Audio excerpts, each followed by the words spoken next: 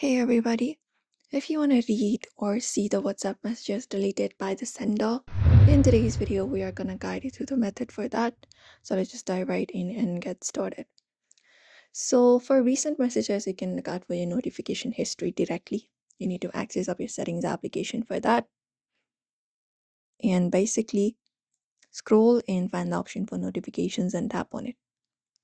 After you tap on notifications, you can scroll down and find the option for advanced settings and tap on it. And directly look out for the option called notification history.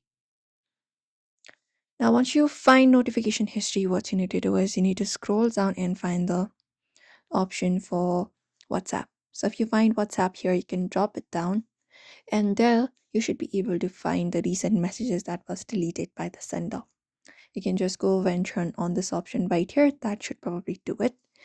If this option is not turned on, it won't be showing, but you'll be finding all of the deleted messages or the messages that you may not have viewed for about 24 hours in this section right here. And if the messages was deleted after your last backup, you can install WhatsApp, hold it up, look out for install option, and then go to Play Store and then reinstall it. You can go search for WhatsApp,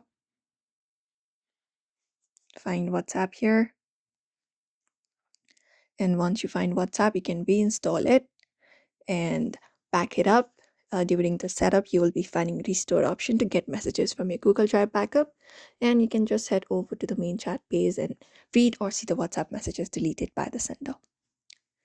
So those are probably the method you can follow up. Those two are the methods usually. WhatsApp does not officially support that recovering deleted for everyone messages, so you can follow up this method and let us know. So we hope this video was helpful.